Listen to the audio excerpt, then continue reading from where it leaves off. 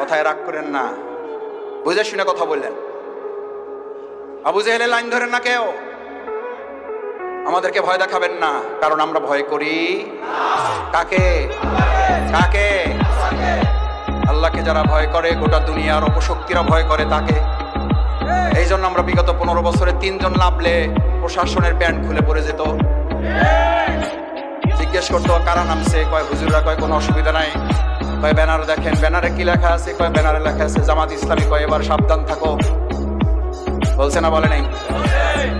আলহামদুলিল্লাহ 3 জনে এই যাত্রাবাড়ি রাস্তা কাঁপানো হয়েছে না হয় নাই? আপনারা গুলির মুখে থেকে এগুলো প্রতিবাদ করেছেন না করেন নাই? ইনশাআল্লাহ আমরা ভবিষ্যতেও এই অন্যায়ের প্রতিবাদ।